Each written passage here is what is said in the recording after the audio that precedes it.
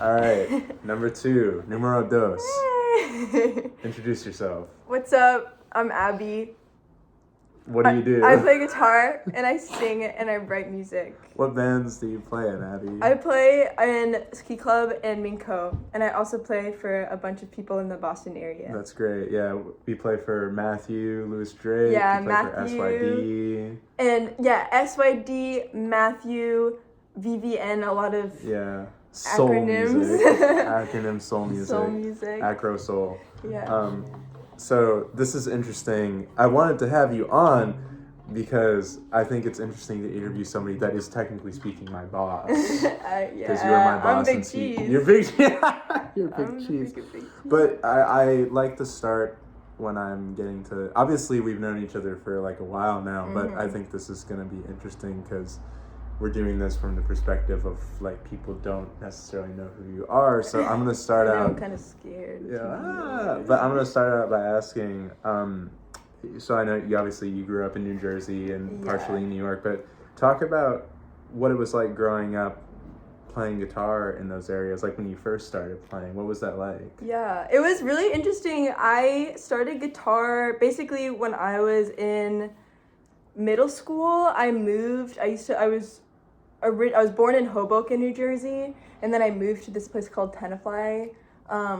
So it being like born in Hoboken, it's very like happening kind of little city. Like it's right next to New York, and there's a lot of things. It's like kind of like it's like 1 square mile, right? So there's a lot of things happening there all the time.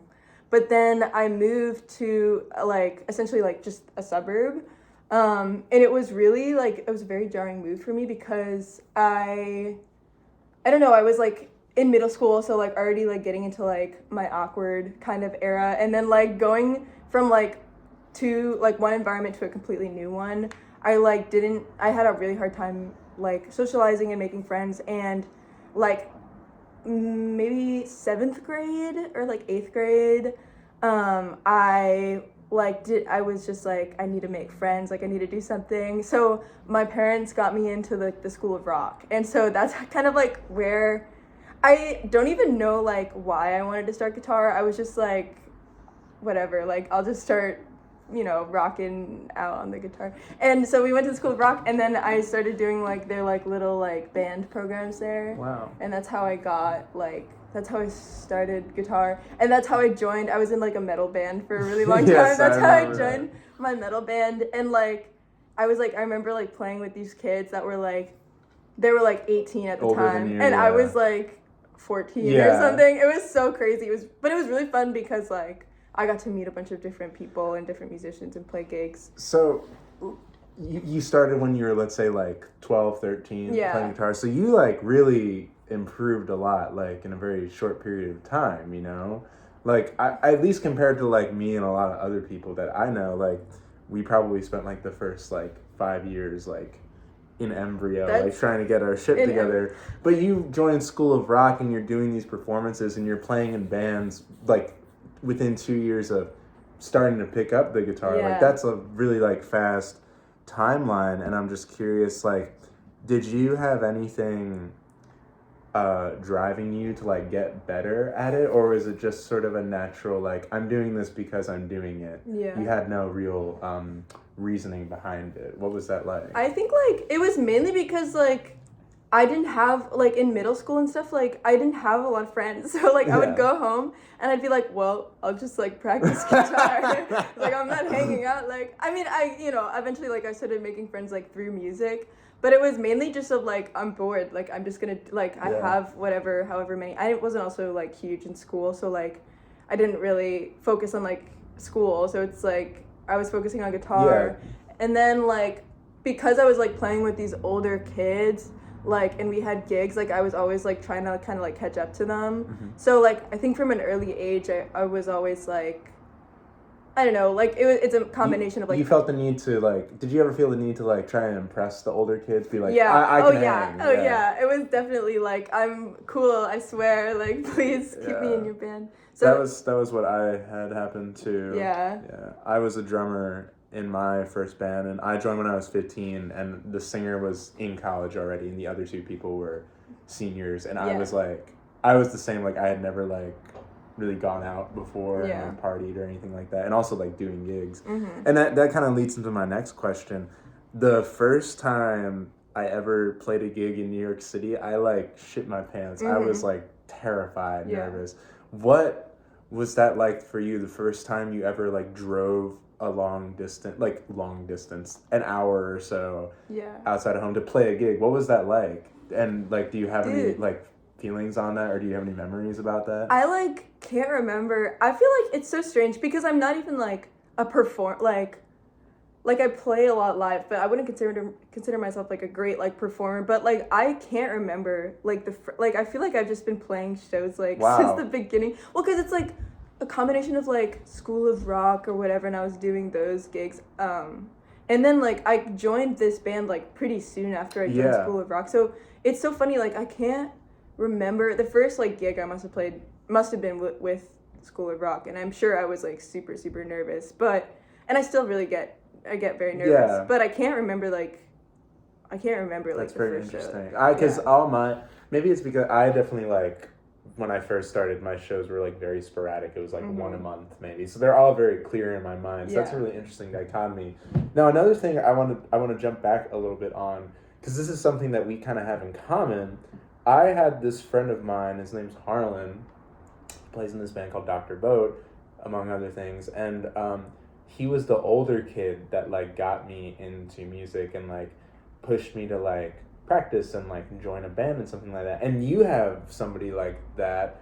Do you want to talk about who that is? The person that got you to join School of Rock in the first place? Because I feel like that's a really interesting thing that happens sometimes as musicians. Well, it was It's a few people. Yeah, it was mainly like I joined School of Rock just because like it was literally like just in my town, and I saw it and I was like, oh, that looks fun. I don't even like, I never heard of it before. It was just like local music school. My dad was into music, so I was like, I'll get into and then it was just a bunch of these metal kids that I like kind of found in the school. It was a bunch of different kids. I don't really talk to them now, but at the time it was mainly, I guess maybe there was this guitar player called Cooper who got me in the band, and he was like a big metal guy. And I'm also talking about School of Rock and also your school's jazz band, because this is a really funny connection. Wait. Actually, yes, this is so funny. So because of School of Rock, I met this guy named Gavin Kane. It was Gavin Kane, Jason Ross, and Victoria Park, and they were like in the house band at the time in my School of Rock. And like I met them, and they were literally like the sweetest kids, and they were like so good, and they were like, because they were a lot older than me at that point. And I remember like I was in the house band for a little bit, and like hearing them play, and I was like, whoa, like these guys are so cool. And then Gavin was in I'm trying to remember. I was in like a kind of little jazz band in middle school or something. Like I was playing with my friends, Johnny and Logan and Aiden. Like there was these kids that I had known that had played music that wasn't classical. My high school was really, in my middle school, we're really big on the classical music. But they were like the only kids that kind of weren't in that world. They were more like jazz and like funk or whatever. But anyway, like I met Gavin through the house band, and I think what happened was like we had been playing together in middle school in the house band, I guess. And then later on in high school, he was like, you should join the jazz band. And I was like, what, we have a jazz band? Like, that's crazy. And then it was all these kids that I knew. And then we played, it wasn't like school affiliated, or it was like extracurricular. Yeah, it was like, And then it was funny, we had this band director who was like really, his name was Mr. Chu, and we all like really loved him. And like, so we would like stay after school and play like whatever, like high school level like jazz songs.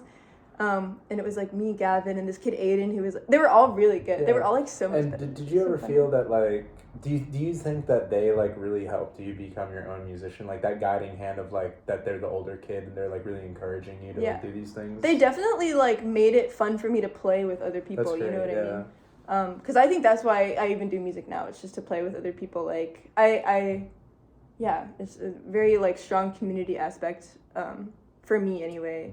And I bring that up because it's crazy how these things come around, because with Harlan, like I'm still friends with him. I've been friends with him since I was in 6th grade. And with Gavin, he's we here. see Gavin and he hangs out. And I know, plays it's in a so bunch funny of bands. because I didn't know, and I think I've told you this before, but like it was so crazy to me when people were like, "Oh yeah, Gavin Kane," and I was like, "Wait, like Gavin from like my like sophomore year of high school?" It's a crazy thing to see happen. So I want to kind of move forward a little bit. So you are like playing in this metal band and you're getting a lot of experience, and then all of a sudden you have a really unique experience as a musician because you had like a lot of exposure to a lot of people from a very early age, and obviously like that has a lot of baggage with it, so we don't have to get into that necessarily, but I do want to ask, like, how did that affect your musicianship and your progress? Like, for like a slight if you want to give like a slight background you can, but how did all that like affect your progress as a musician? Do you feel like it made you go forward, or do you feel like it stunted it a little bit? Honestly, like, and if you want to give like just a basic context. So basically, like, it's actually super random. I can explain like what happened because I think it's kind of funny. But like basically, when I was younger, I was like doing the music thing. Like this was maybe in my junior year of high school. 16, sophomore year of high school. But my dad was like, because he was like really into guitar magazines at the time, because my parents are very supportive, which is really awesome.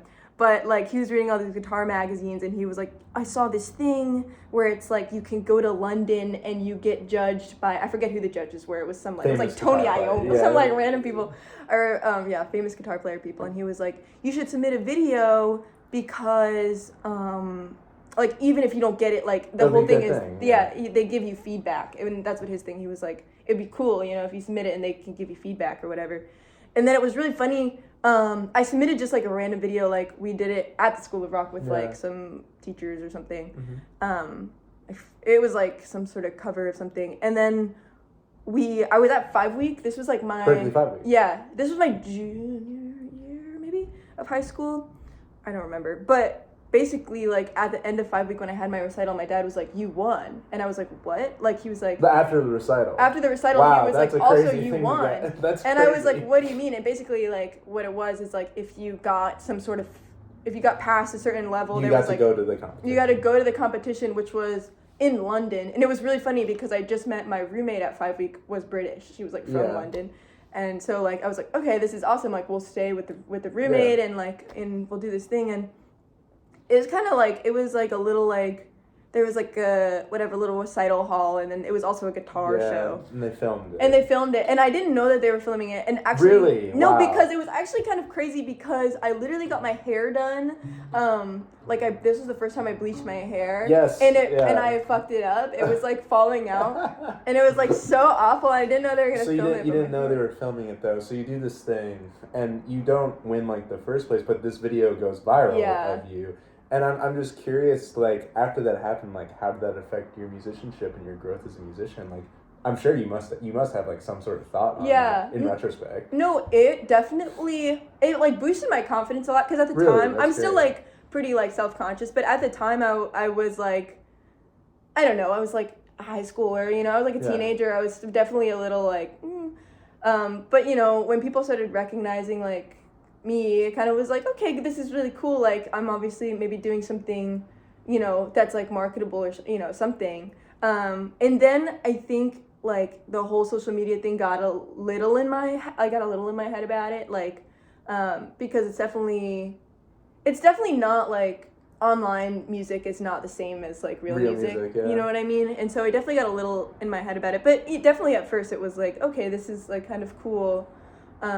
But now I think it kind of prevented me from, like, going the extra step and, like, taking, like, practicing more, like, do you feel that, like, because of that recognition that you got, maybe you were like, oh, like, did you get this thought, like, I'm good enough, like, I don't have to practice right now? Did that ever cross your mind, or is it more of, like, is it something else? I don't think I've ever, like, had that thought. That's good. Which is good and maybe also bad, because it's, like, I feel like that's, like, constant struggle. It's like, you're never good enough, you know what I mean?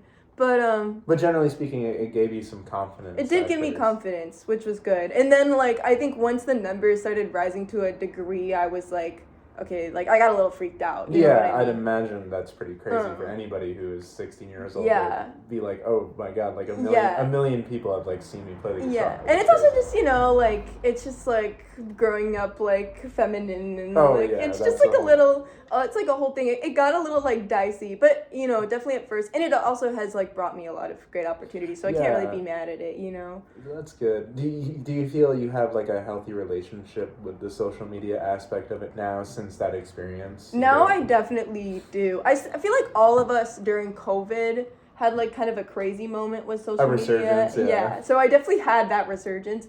But now like being out of college, and like going through kind of like the more professional music industry or whatever. Yeah. It really like you get a grasp of what real music is like. Yeah. And it's cool, you know. It's definitely different. Which is recognize now. So I wanna keep like moving forward in the timeline. Mm-hmm. So like because of this video, like you start getting opportunities, obviously, and you end up playing on The Tonight Show with Jimmy Fallon. Yeah. And you don't have to go in depth with this, but you were playing for an artist called Muramasa, and they had a big song out at the time, and you played on Jimmy Fallon, and you did a little short tour. It was supposed to be longer, but then COVID happened. I'm just curious, like.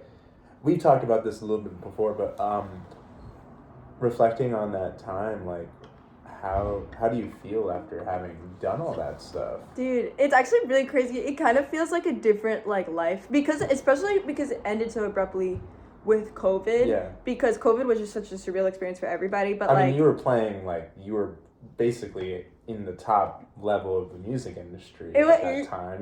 Rising to it. Yeah. And then immediately it gets cut off. Yeah. Like, how did that feel? It honestly, like, it for such a young age, too. That's really crazy. Well, the actual tour was so fun because everybody that was on the tour was, like, awesome. Like, I still talk to them to this day. Like, they were so sweet. All the other people that were playing were a little bit younger, too. So it was, like, I was, like, 17, and then the drummer was, like, 19, and then everybody else was, like, mid-20s. But the actual tour it didn't feel like anything crazy because everybody was so nice. Yeah. You know what I mean? Everybody was just so like down to earth, and like even though we were playing, I think the largest venue that we played to was like 6,000 or 7,000 people. It felt like it was just like, I don't know, it just felt like, oh, I'm playing with like these cool people. But I honestly didn't even, I remember because I played with him a little bit my first semester at Berkeley too. We did some like one-off festivals. And in my second semester, but then like he sent the text message like, I can't have a band anymore, because he lost so much money because of the tour, because everybody did. I mean, he couldn't afford to have a band anymore. And I remember getting that text and being like, and not being sad, just kind of being like really You're grateful. Thankful that it happened. That's wonderful. And I'm still like, it was really an awesome experience. And I don't know, I never like had the time to like feel sad about it because I was still doing like I was still doing music. Stuff, yeah. So did you ever, because you mentioned before that you don't view yourself as much of like a performer, when you get put into that perspective of like, I have to play in front of 5,000 people now, does that change something in your brain for you, like when you were doing that? Like, was that you hadn't played for crowds that big before. Yeah. So what was that like, jumping from like maybe playing in front of like 100 people to like 50 times that, 500 times that? Honestly, like it's weird because there's a certain point, I think like we've had this too, where it's like if the stage is set up, like when we had that big show, I couldn't see the audience at all, so it kind of didn't even feel like I was playing in front of. That's interesting. It almost felt like I was playing to nobody because we had I couldn't see the audience at all, and we had in-ears, right? So like I wasn't hearing. We had a mic there, but it wasn't like I didn't have that up on my mix, so it honestly didn't.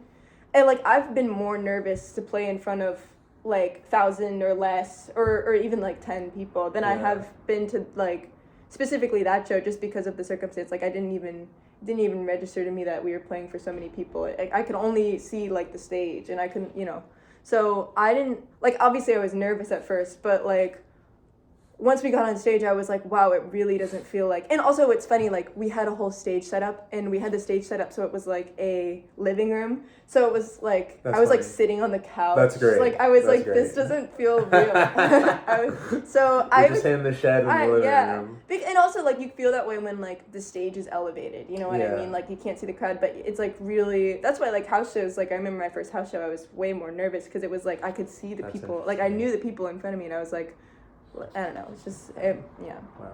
So you do that, and then you start Spoons, now known as Ski Club, and I kind of want to move more towards like the musical aspect of things. Playing in a band with you is very interesting because when I first joined, I still am, we're very different guitar players, and it's really interesting playing with you because even though we're really different, we gel really well. And I noticed that you play with a lot of guitar players that are very different from you, but you always tend to gel well with guitarists. And I'm curious if you could describe, like, why do you think that is? Like, because you play with a lot of people, whether it be like Liam Rosenthal or like my old roommate Kate or somebody like that, like all very different players from you, but you tend to really gel well with them. Like, what is it? What do you think it is that allows for like? I try to play with people that are better than me because honestly, if I didn't, then maybe it would sound pretty bad. But I just love the guitar. I love writing for the guitar. I think is like my main thing. I think like the sound of two guitars together is like something that I've always really gravitated towards, and I try to find people that like I said, like that I think are better than me, so that like we could like, you know, we could like make something happen. I don't know.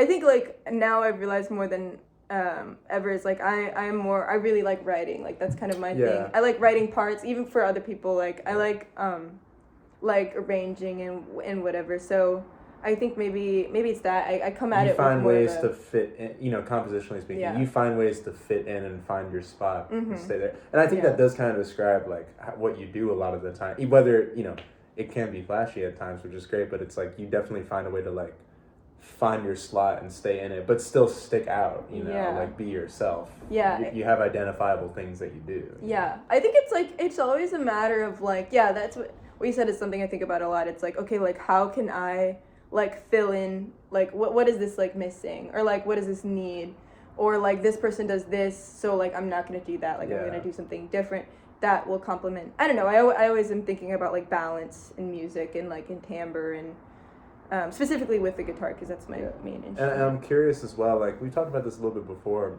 but I'm just curious, like where do you think your style comes from? Because you have a really idiosyncratic way of playing, and it combines a lot of different influences. And I know we've talked about like some of the bands before, but for people watching, and also for my sake as well, like what do you think are like some of the pillars of your guitar playing? Like if somebody was watching you and they wanted to know, well, where did Abby like learn how to do these things? Like where would you tell them to go?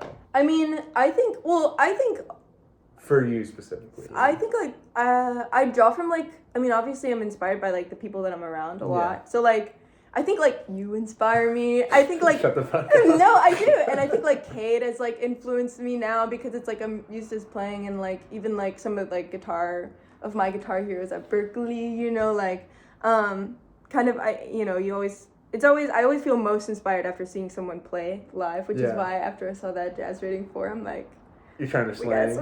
No, but and I think also like I think about when I'm playing a lot, I think about my teacher. I had in my later... your high school teacher. What was his name again? His name is Kenny Wessel. He's awesome. He's a guitar player in New York. He's played for a bunch of different people, but... You mentioned Ornette Coleman. Yeah, he plays for Ornette Coleman. But I just remember, like, I actually think about him a lot because he's so, like, cool. Like, you know what I mean? Like, he's, like, a jazz guy, but he's also, like a he knows how to rock guy. He knows how to rock. Shred. I always think about, like, you know, those people in my life, because it's like those are the, you know, I don't know. But I also like whatever. I used to listen to a lot of guitar, like jazz music. Like I love like Lage Lund and like Julian Lage, and they're also, you know, John Zorn. One thing that really separates you from a lot of other guitarists that I met, and musicians in general, is that you've had this background as this like really prolific guitarist, but then it's like also like, oh, like you're also like just as good as like a singer and songwriter person, you know? Don't give me that face. I'm trying to get better. You're great though. It's great. And I'm really curious. I think you said you didn't start writing like songs until you were in school, and I want to know like what prompted that. To start writing songs. I used to before school. No, yeah, before school I like did some like. I like was writing, but not real, just for like whatever. I was just like writing little riffs or whatever for like Instagram. But I really started writing full songs at school because with lyrics. Yeah. Because because I didn't do, like I wasn't doing that in school, and it was just something that, I don't know, it was just like another creative kind of outlet. That's why I started Spoons. Was because I was playing whatever in school. I was playing like jazz or whatever in school, and it's like, well, I kind of want to just like rock out again, but like how can I do this and still have it be cool, you know, for the Berkeley kids? And then it started and stopped being a thing of like, oh, I want to sound cool, and it started being more of a thing of like, oh, I want to like express myself and like be more artistic. And that's when like we wrote like Cool Girl. I was like, oh, I'll sing, you know. And then was that the first song what was the first song you ever wrote that with like, lyrics? Yeah, with lyrics. It was probably that song. Really? Wow. It was probably that song. I mean, this is discounting like or discrediting like some of the, I wrote some things like I said in the high school, but nothing like super crazy. This is when you're starting to enter, you're like, I'm gonna do this and try it out. Yeah, and then I think like it all kind of changed when I wrote the first song for MINGKO, which was Underground, which is like a very, I mean, the lyrics are a little more like serious, and it was more like melody driven as opposed to like guitar riff kind of thing. And then I've just been kind of trying to, I'm not like a poet or anything, but like, you know, it's been a very therapeutic thing, like writing, like singing what I feel, you know. And I think people connect with your songs because the lyrics are really simple. They're not basic. I think that's a big difference. They're simple in that they have a lot to say with very little, which is what I think like a lot of people look for. And then that works really well with these really intricate guitar things that you're doing. Yeah. You know? And I'm curious, like, when you're writing lyrics, because this is something I always struggle with, when do you feel like a song is finished?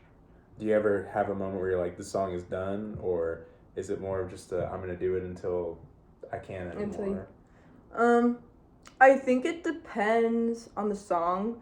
I think usually it's like if I'm out of ideas, then it's done. Then I'm not going to try to think of new ideas. I always think like, and I think I've told, and I think this is not a unpopular opinion, is like, it's always like the songs that you can write the quickest or like the lyrics that you come up with first are usually the best ones, because it's like those are the ones that are coming from like the truest kind of place. I mean, it's kind of funny, like, this MINGKO songs and Ski Club songs, like, have been done for a while, technically, but, like, recording them is different, I think. But writing songs, usually it's, like, okay, I usually have a very, like, with the words anyway, it's usually almost the first thing I think of, or the second thing, you know. And I have, like, a little book with all of them in. And I'm curious, one last question before we do our little shred sesh. Recording songs for you is kind of interesting because you do them with someone. It's pretty cool. Yeah. Would you like to give a shout out? Yeah, I do. Okay, Ethan Berger, he records all my songs. And it's really awesome because, like, I've tried to, I think the problem with when I started recording MINGKO stuff specifically, because Ski Club we had been recording it with Justin, who is awesome as well. But with MINGKO, I had been doing a lot of the production myself, and it was like, I'm not a producer, like, at all. And it was really hard for me to, like, translate my ideas in the DAW because I didn't know, like, what I was doing. It would always just, like, sound bad. And then, like, having Berger, like, really helped me kind of, like, realize the songs and their, like, fullest potential. Because it's also, like, I feel like recording and playing live are so different. And I hadn't been recording music. Like, I was mainly a live performer. Until you got to school. And like, and it's just awesome because it's like, it's really nice to hear the songs like how they were intended, you know. It's really like cathartic. Do you feel that he can like go into your brain and pull the thing out? That's kind of how I feel with like Dominic and Foxy. He really like, it's good to have that person. Because you can have your ideas, but you can't always be the one to reach around your head and like pull them out and show them to people. Like you need somebody sometimes there to like pulling through, which is great. Yeah. So, yeah. Before we play, like anything you'd like to share with the world musically that's coming, or like. Do you want to? No, don't announce the MINGKO EP. Oh yeah, no, it's not done yet. But almost. No name reveal. No name reveal. No yeah. name reveal. It's a secret. Yeah. But yeah, that'll be coming soon. I'm really excited. I think it sounds. I think Burger's doing a really great job. New ski club stuff. New ski club stuff. Yeah, we just next need 2025. Yeah, it's gonna be crazy. Yeah. All right, so we're gonna do a little duet. This is a song. I was over at Abby's house, maybe like a month ago or something like that, and we were like waiting to go play a show.